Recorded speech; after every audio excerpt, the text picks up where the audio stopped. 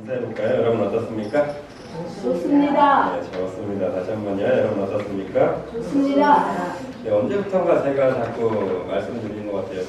자꾸 믿음이 약해지는 것 같기도 하고 불만 섞인 어조로 하나님 짜증처럼 막 이렇게 기도하는 버릇을 여러분들에게 종종 표현했던 것 같아요. 그런데 이건 정말 제가 여러분들에게 사과드립니다. 정말 하지 말았어야 되는 행동인데, 왜냐면 하나님께서 제가 우리 방금 인사했던 것처럼 하나님께서는 좋다고 하는데 제가 자꾸 그 하나님께서 하신 말씀에 대해서 반대로 얘기하는 것 같아서 많이 회개시키시더라고요. 이걸 하죠.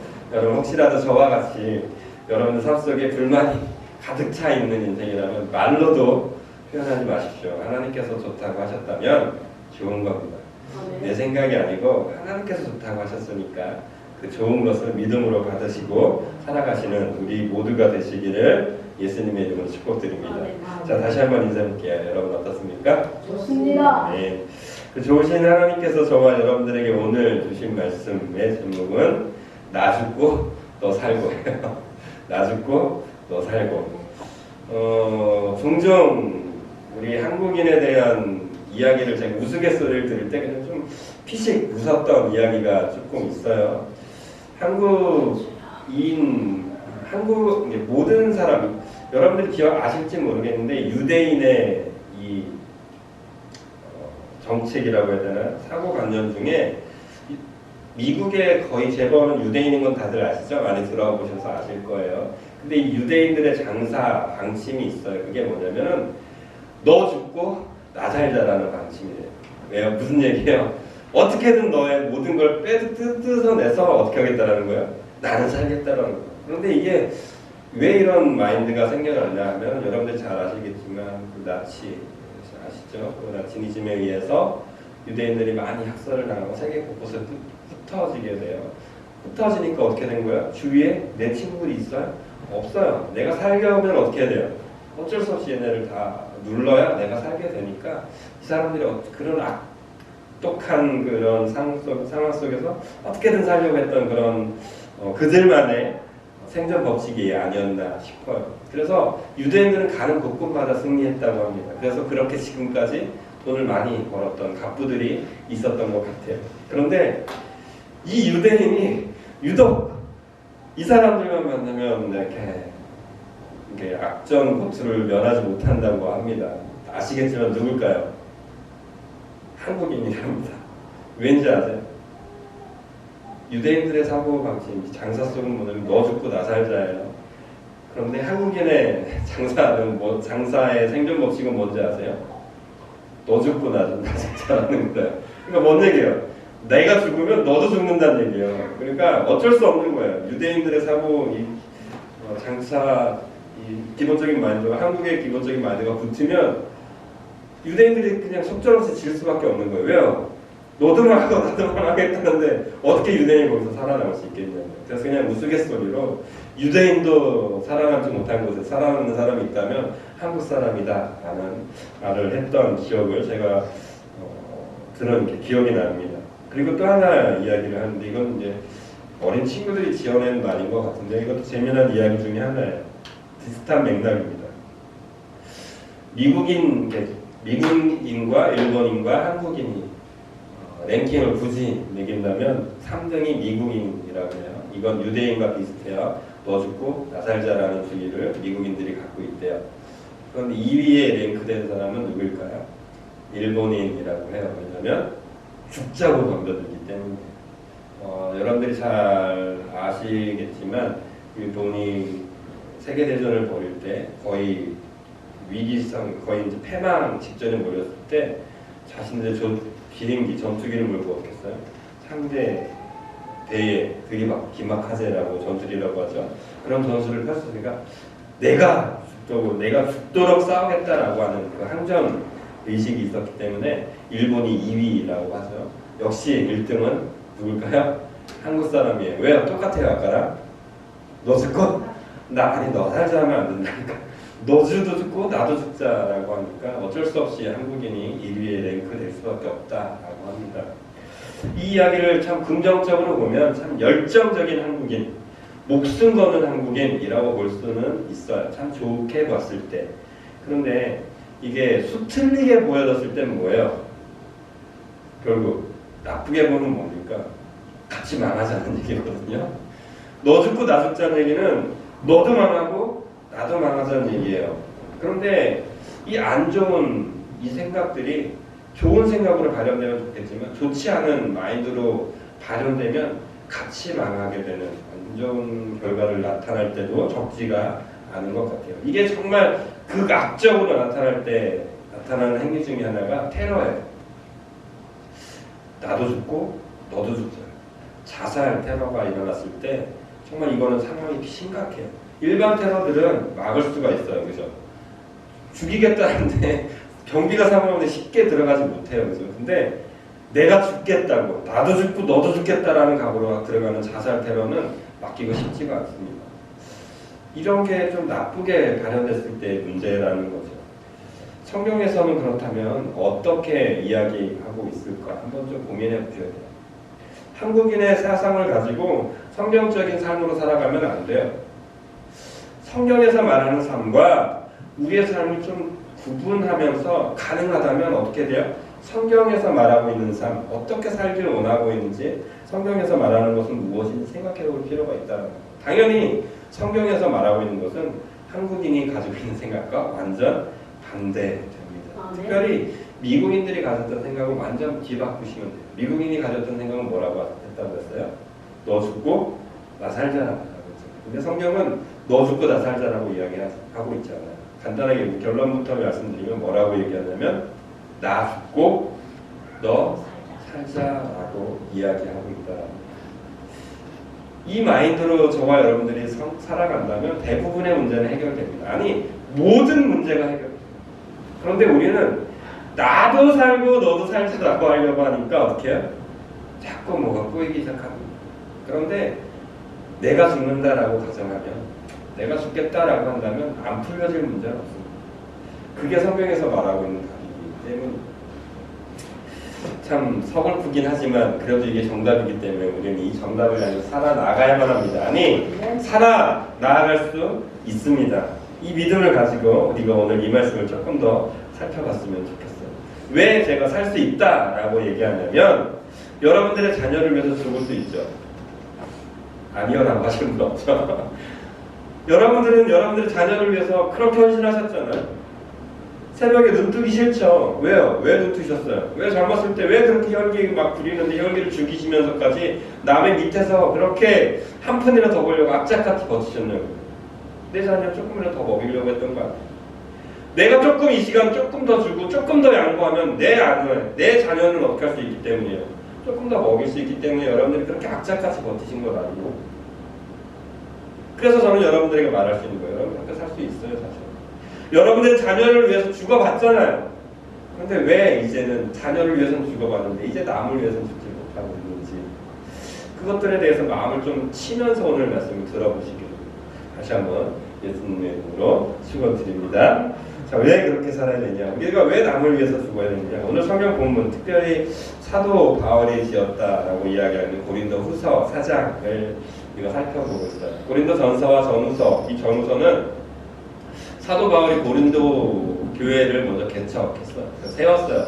그리고 나서 약 1년 반 정도가 지났는데 자꾸 이상한 소문이 들리기 시작하는 거예요. 고린도 교회에서 안 좋은 이야기가 계속 바울에게 들어가는 거예요. 여러 가지 문제가 들어갔어요. 그래서 고린도 전서에 막 쓰는 거예요. 너네가 그렇게 살면 안 된다라고 썼던 내용이 그거예요. 고린도 전서가 끝났음에도 불구하고 많은 사람들이 회개했는데 그 중에 많은 적지 않은 무리가 사도권을 가졌던 사도 바울에 대한 권위에 대해서 도전했어요. 그리고 잘못된 복음이 또 고린도 교회 안에 회개했음에도 불구하고 잘못된 복음이 고린도 교회 안에 또 싹트기 시작한 거예요. 이 상황이 생각보다 심각했던 거예요. 그래서 고린도 전서에서는 사도 바울이 사실 이렇게 얘기하거든요. 너희가 내 말을 잘 들어서 지금 변하고 있으니까 내가 굳이 다시 방문하지 않겠다라고 마무리를 줘요. 그런데 또 소문이 더 심각한 문제가 발견되는 걸 보고 사도 바울이 계획을 바꿔요. 고린도를 방문하게 됩니다. 방문했으면 고린도 교회가 좀 바뀌어야 되는데 바뀌지가 않습니다. 문제가 더 심각해진 거예요. 그래서 이 사도 바울이 그래서 막 바꾸려고 고치려고 하다가 도저히 바꾸지 못하고 이제 또 다시 에베소라는 곳에서 잠시 머무르게 되면서 또 이 편지를 쓴 게 고린도 후서의 내용이라는 거예요. 그러니까 사도 바울의 입장에서는 어떤 상황이에요? 자기가 개척한 교회 좀 뭔가 변화있는 것 같았는데 또 다시 주저앉는 교회, 또 가서 내가 열심히 가서 고쳐보려고 했는데 도저히 안 되는 교회를 바라보면서 사도 바울의 마음은 어땠을까요? 아, 내가 도저히 나로서는 안 되는 건가?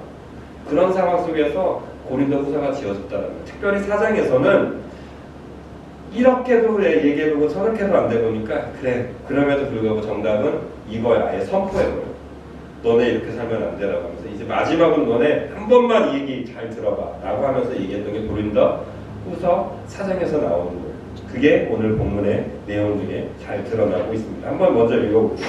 3가지 정도 포인트를 잡아서 사도 바울이 이야기하는데요. 5절 말씀을 좀 나눠서 읽어볼게요. 5절 말씀 읽어볼까요? 시작. 우리는 우리를 전파하는 것이 아니라 오직 그리스도 예수의 주 되실 것과 예수를 위하여 우리가 너희의 종된 것을 전파합니다.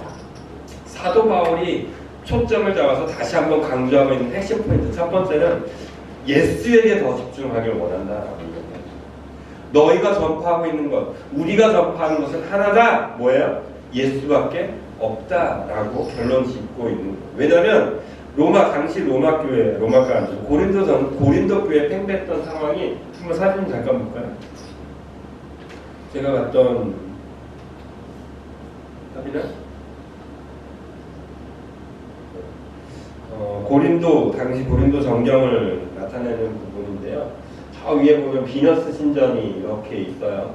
비너스 신전인데 저 비너스 신전까지 올라가려면 산을 막 캐짓고 올라가. 언젠가 제가 이 사진을 보여드렸던 것 같아요. 저 산을 올라가 되게 힘들게 올라가야 돼요. 근데 저런 산 꼭대기에도 신전이 있어요. 지금 요 앞에 보이는 여기 또 신전 같은 게 막 널브러져 있어요. 그 당시 고린도 그 지역에 얼마나 많은 신전들이 있었는지 셀 수가 없어요. 그냥 저쪽 지역 가잖아요. 그냥 아무 때나 파면 유적지예요. 근데 그 유적지가 대부분이 뭐예요? 신전 같은 거예요. 그러니까 그 당시에 얼마나 많은 우상들이 팽배했는지를 생각해 볼 수 있게 되는 거예요. 한 번만 더 볼까요? 가비나? 네. 이것은 고린도 운하라는 것이거든요. 고린도가 항구 시설이 밀집되어 있는 곳이에요. 그런데 그 항구라는 곳에서 지중해에서 넘어갈 수 있는 방법이 별로 없으니까 그것을 관통시켜서 저렇게 운하를 만들어서 더 쉽게 빠른 배들이 많이 지나가게 하려고 했던 그런 시설이거든요. 운하가 신설이 되면 정말 많은 이득을 남기거든요. 그러니까 그냥 고린도라는 저 지역은 사실 그냥 가만히 있으면 사람들이 몰려들어서 저절로 부흥이 아니죠. 저절로 부가 쌓이는 동네라는 거예요. 그러니까 신전도 많죠. 우상 숭배가 팽배하죠. 사람들이 몰리니까 부가 저절로 축적되죠. 사람들이 그러다 보니까 어떻게 돼요? 문란해지게 되고. 그래서 고린도의 사람들은 저절로 악해질 수밖에 없는 거예요. 그냥 대화는 가만히 있어도 되니까. 게을러지면서 점점 가만히 있으면 할 게 없으니까 악한 짓에 빠지게 되는 거예요. 그런 악한 상황 속에 연속성이 있을 수밖에 없는 거예요. 그런 속에서 그냥 있는 게 아니라 우상들이 들면서 이런 신에 대한 생각들도 막 들어오게 되는 상황이 된 거예요. 신은 이런 존재야, 신은 저런 존재야. 불교에서 말하는 거, 또 힌두교에서 말하는 거 이런 것들이 막 들어오니까 사람들이 이런 신도 있고 저런 신도 있구나. 기독교이면서도 어떻게 생각하는 거야? 하나님이 이럴 수도 있고 저럴 수도 있겠구나. 예배도 그럼 이렇게도 한번 드려보고 저렇게도 드려보고 하면서 잘못된 예배가 막 팽배해지고 있는 상황 속에 있다라는 거예요. 그러면서 사도 바울은 그렇다면 너네가 그런 상황 속에서 제일 먼저 잘 잡아야 되는 게 뭐냐? 예수님에 대해서 다시 한번 잘 집중해야 된다. 여러분들도 곰곰이 생각해 보셔야 돼요. 여러분들이 인생이 20년, 30년, 40년, 50년 신앙생활을 정말 많이 하셨다고 저는 여러분 자부하실 거예요. 그런데 정말 여러분의 삶 속에 여러분들의 신앙의 경력 속에 예수님만 남아있는 거 분명하세요? 아멘. 아멘. 그렇게 되길 저는 소원해요. 여러분들이 10년, 20년, 40년 죽을 예수님 앞에 서는 그 순간까지 내가 열심히 살아왔는데 예수님은 온데간데 없고 내 업장만 쌓이고 있다면 이건 정말 잘못된 거예요. 고린도 교회의 가장 큰 문제가 그거였어요. 많은 가실론이 들어오고 이런저런 우상들이 들어오기 시작하니까 예배는 드려지는데 사람들은 구전 때처럼 몰리기 시작하는데 잘못된 예배가 팽배해졌고 잘못된 예수 그리스도, 잘못된 우상들이 점점점 많아지고 있는 거예요. 그러니까 사도 바울은 얘기하는 거예요. 다 필요 없어. 다 버려. 뭐만 잡으라고 얘기하는 거예요?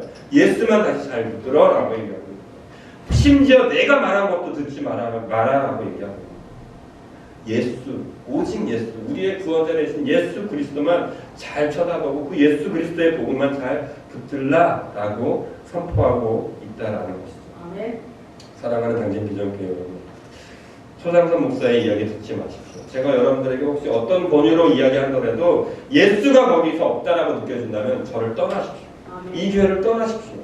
그런데 만약에 예수 그리스도의 복음만 선포되어지고 있다면 여러분 그 예수 그리스도의 복음을 붙드시길 예수님의 이름으로 축복드립니다. 아멘. 그래야 우리가 제대로 된 신앙을 바라볼 수 있습니다. 많은 산악인들이 존재합니다. 그런데 이 산악인들에게 필수템이 하나 있어요. 뭐 아웃도어, 좋은 장비, 또 텐트 다 필요하죠. 그런데 정말 필요한 한 가지가 있어요. 이게 없으면 절대 안 돼요. 뭘까요? 나침판입니다. 나침판.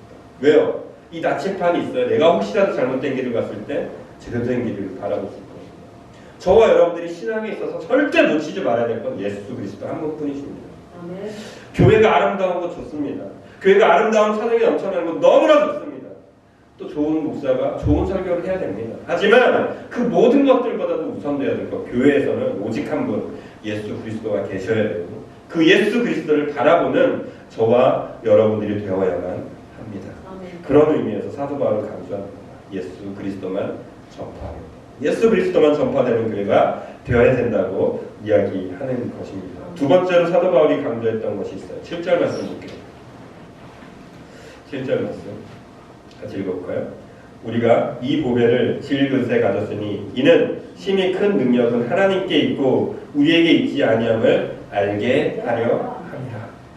아까 말씀드렸던 것처럼 고린도 교회에서는 이미 그냥 가만히 있어 돈이 막 쌓이고 부가 쌓이니까 하나님보다 진해가 더 우상시되는 돈이 최고라고 생각하는, 혹은 에이 뭐 세상에 신이 어딨어 라고 하면서 자신들이 드러나는, 내 만족을 채우려고 하는 삶이 더 많이 드러나게 되는 거예요. 그런데 사도 바울은 그때 그렇게 이야기해요. 우리가 이 보배는 당연히 예수 그리스도입니다. 예수 그리스도를 질그릇에 가졌으니 뭐예요? 나를 어떻게 표현해요? 우리를 질그릇에 표현하고 있어요. 당시 고린도 지역은 어떻다고 방금 무슨 말씀드렸냐면 되게 풍요롭다고 말씀드렸어요. 그래서 지금처럼 우리가 사치하는 것처럼, 사치를 막 하는 것처럼 막 유명 브랜드를 못 입고, 한국 사람, 제가 어렸을 때는 메이커 입는 게 별로 없었어요. 그죠? 다 시장에 가서 어떻게 했어요? 메이커든 아니든 입으면 되는 거였어요. 요즘은 메이커 아니면 우리 어머님들도 잘 안 입으시죠? 요즘 그래요. 그런 사치가 좀 팽배했잖아요. 지금 우리나라도. 고린도가 당시 그랬다니까요. 그런데 우리를 바울은 뭐라고 표현하고 있어요? 질그릇이라고 표현하고 있어요. 이거는 당시에 그들이 일반 평민들도 잘 사용하지 않는 게 질그릇이에요. 일반인들도 그냥 막 쓰는 게 질그릇이에요. 그런데 그 질그릇에 뭐가 담겨있대요? 예수 그리스도가 담겨있대요. 지금 이 격차를 잘 보셔야 돼요. 예수 그리스도를 보배라고 얘기하고 있어요. 보배는 어디다 담아야 되죠? 금고에 넣어야죠. 정말 아름다운 것에 담아야죠. 그런데 어떻게 하고 있어요? 질그릇에 담았다고 표현합니다. 자신을 낮추고 있는 거예요. 저와 여러분들이 이 신앙생활을 하면서 점점 쌓여야 될 것은 한 가지예요. 낮아짐이라는 거예요. 여러분들이 신앙생활을 많이 하면 많이 할수록 여러분들이 점점 어떻게 되면 낮아지셔야 돼요. 여러분들이 권사님이세요? 그럼 집사님보다 더 낮은 자세에서 살아가셔야 돼요. 일반 평신도들보다 더 낮은 자세로 누군가를 보면 존칭을 쓰시면서 어떻게 오셨냐고 웃으시면서 반긋반긋 하시면서 낮은 자세로 살아가셔야 해요. 왜요? 예수님께서 저와 여러분들을 위해서 낮고 낮은 자리까지 오셨잖아요. 어디까지 가셨어요? 십자가라는 그 죄인의 모습까지 서셨잖아요. 그러니까 사도 바울은 강조하고 있는 거예요. 그 보배를 질그릇이신 우리에게 주셨다. 나는 정말 천하다고, 나는 아무것도 아니다라고 사도 바울은 강조하고 있습니다. 그러므로 우리가 이번 한 주를 살아갈, 앞으로의 신앙생활을, 우리가 그리스도인이라면 앞으로의 모든 삶 속에서 나는 어떻게 여기시면 돼요? 질그릇으로 여기는 삶을 사시는 거예요. 질그릇에 뭐가 담기면 어때요?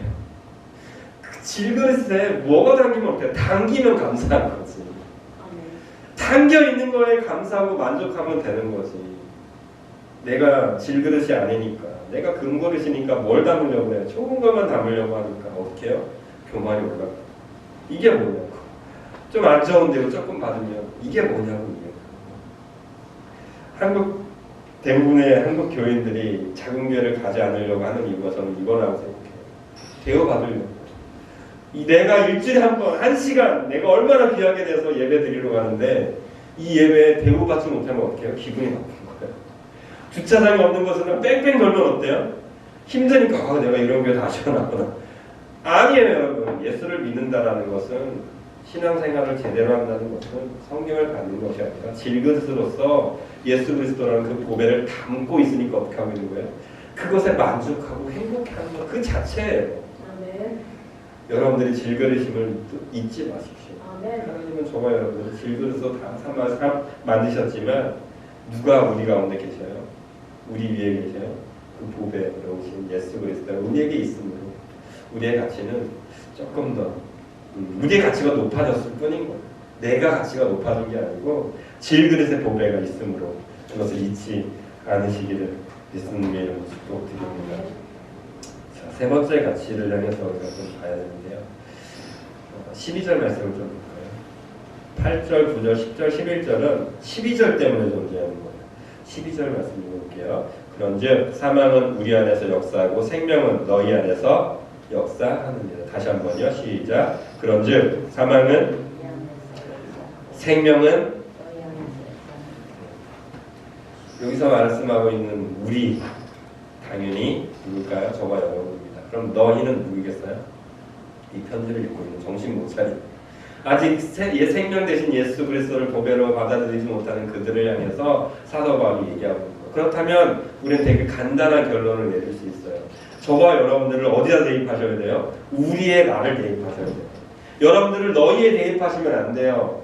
말씀을 듣고 저와 여러분들 세상에 나아가서 너희는 생명 안에 있다 이렇게 생각하시면 안 돼요.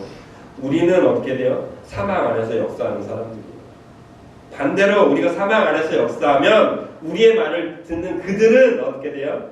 생명의 역사가 일어나고 있는 거예요. 이 본문을 다시 한번 읽어볼게요. 12절. 그런즉 사망은 누구 안에서 역사해요? 우리 안에서 역사해요. 또 생명은 누구 안에서 역사돼요?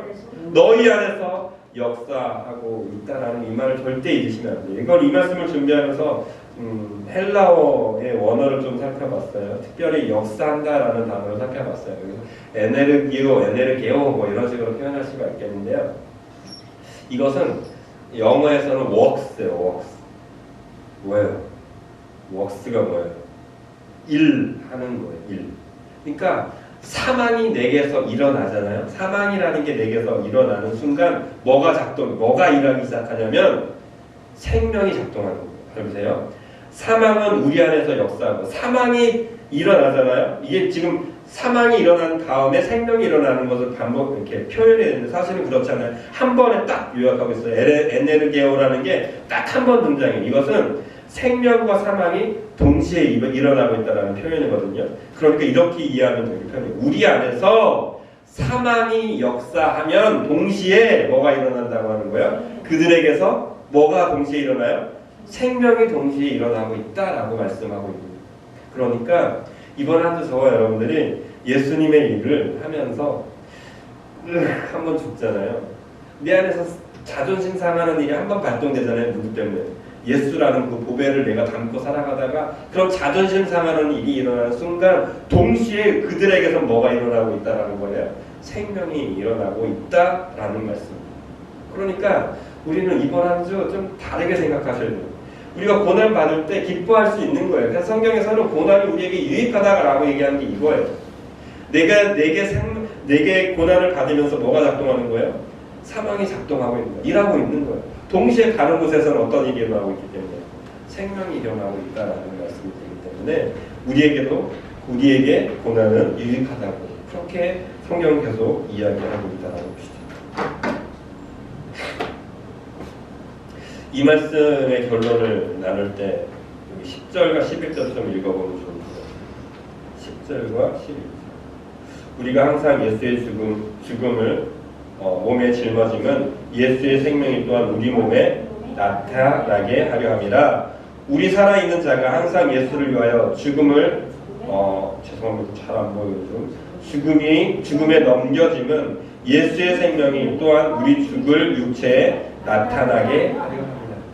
그러니까 내 안에서 죽음이 계속 발동되게 하는 이유는 내 안에서 생명 대신 예수 그리스도가 발동되게 한다고 사도 바울이 지금 이야기해서 반복하는 거예요. 그러므로라고 하지 그런즉 이야기하는 거예요. 사망이 우리 안에서 역사, 생명이 너 안에서 역사한다고 반복해서 결론을 내고 있는 것이죠.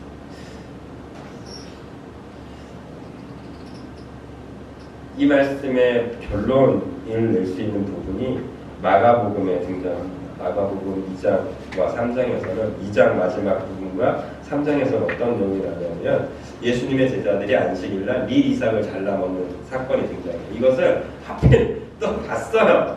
이 사람이 또 제사장들과 함께 봤어요. 그랬더니 어떻게 해요? 신고하는 건데요. 당신의 제자들 밀 이삭 잘라 먹던데요. 일러 버친 거예요. 또 이 사건 다음에 또 어떤 일이 하는 거예요. 손 마른 사람이 안식일날 이 회당에 있어요. 왜냐면 예수님을 공경에 빠뜨리려고 함정을 판 거예요. 그런데 예수님이 그 손 마른 사람을 회당 가운데 세우시고 그렇게 물어요. 4절 말씀 한번 읽어볼게요. 4절 말씀 제가 읽어드릴게요. 마가복음 3장 4절 여기 있을 텐데 네. 앞에 나와 있어요. 같이 읽어볼게요. 그들에게 이르시되 안식일에 선을 행하는 것과 악을 행하는 것, 생명을 구하는 것과 죽이는 것 어느 것이 옳으냐 하시니 그들이 잠잠하거늘. 그들은 대답하지 못했어요. 그들의 생각에는 율법이 우선이었고 그들의 생각에는 밀 이삭 잘라먹은 예수님의 제자들의 행동이 잘못된 것이었어요. 이 세상의 기준에는 옳고 그름, 자기들이 정한 법 가운데 잘된 것과 잘못된 것들을 자기들이 정해놓고 어떻게 해요? 그것을 판단하려고 하고 있어요. 그런데 예수님은 세상에서 말하는 기준을 뛰어넘어요. 누굴 생각하고 있어요? 안식일날 밀 이삭 잘라먹은 누굴 생각하고 있는 거예요? 제자들을 생각하고 있는 거예요. 안식일날 예배당 가운데 회원 많은 사람을 고쳐주면 율법상 잘못된 거거든요. 그런데 그 손만 회당에서 다른 사람들 예수님이 죄를 질까 말까 이것을 쳐다보고 있는데 예수님은 그때 뭘 본 거예요? 손 많은 사람의 고통을 보고 있는 거예요. 예수님의 관심은 생명에 있다라는 거예요. 예수님의 관심은 그 한 사람이 아파하고 그 한 사람이 고통받고 있는 그거에 관심이 있다라고 성경은 계속 강조하고 있는 거예요. 성경 보세요. 죽어가는 사람들에 대해서 예수님이 외면하지 않으세요. 아파하고 하나님을 찾는 자들에게 대해서 하나님이 외면하지 않으세요. 심지어 죄를 지은 영혼도 어떻게 해야 돼요? 회개하면 하나님께서 어떻게 한다고 얘기해요? 고쳐주겠다라고 해요. 다시 받아주겠다라고 얘기해요. 아들이 아버지를 배신하고 아버지 죽음 유산 내가 다 받을 거니까 둘째 아들이 어떻게 해요? 나 미리 땡겨달라고. 그리고 떠나잖아요. 탕자가 그러잖아요. 근데 탕자가 돌아왔을 때 아버지가 어떻게 해요? 먼 발치에서 아들이 돌아오는 거 보고 달려나가잖아요. 그게 하나님이라고 성경은 이야기하고 있잖아요. 이게 다 뭘 얘기하고 있는 거예요? 생명을 사랑하시는 하나님에 대해서 표현하고 있는 거예요. 그걸 바울의 시야로 다시 한번 잘 생각해 보세요. 바울의 생명으로, 바울의 시선으로 다시 한번 오늘 본문과 오버를 잘 생각해 보시라는 거예요. 뭐가 유추되세요? 하나님의 관심은 어디에 처음부터 끝까지 계속 있어요? 오직 하나 있어요. 생명 살리는 것에 있어요.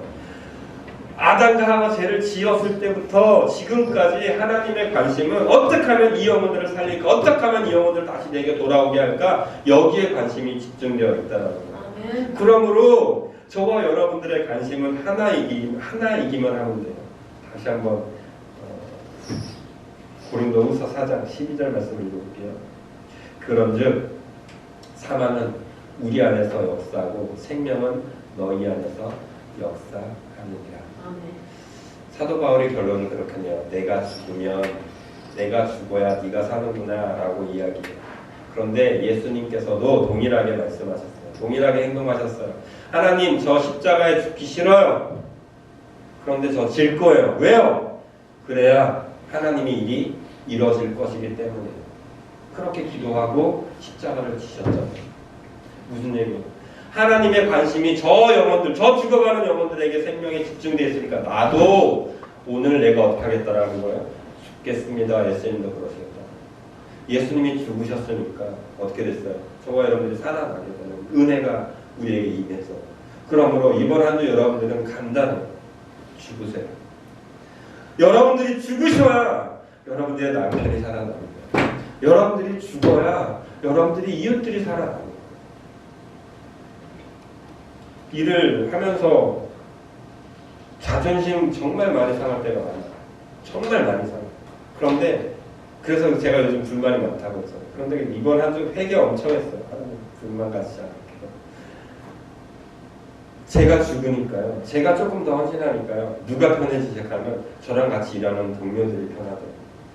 또 제가 일을 할 때 제가 조금 더 죽으니까 저랑 같이 있던 그 손님이 편하기 시작하더라고요. 그게 제가 생활 속에서 느껴지기 시작하는 거예요.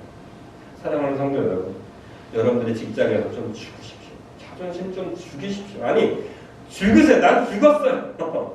즐거우신데 왜 자꾸 보석이라고 생각하세요? 여러분들이 보석이 아니고 여러분에 담겨있는 그분이 보석인 거예요. 나는 질그릇인 거예요. 나는 깨져도 되는 거예요. 아무것도 아닌 거예요. 그런데 왜 안 깨지려고 하세요? 나는 왜 자꾸 아둥바둥하고 계세요? 한번 죽어봐요. 한번 깨져보세요. 그러면 그 여러분 질그릇 속에 있는 누가 드러나기 시작해요? 복에 있는 예수 그리스도가 드러나기 시작해요. 안 깨지려고 발버둥하니까 여러분 질그릇 모습만 계속 보이는 거예요. 그 질그릇을 깨시고 나를 죽이시고 어떻게 해요? 그들을 살리는 선택을 해내시는 이번 한 주가 되시기를 예수님의 이름으로 축복드립니다. 아멘.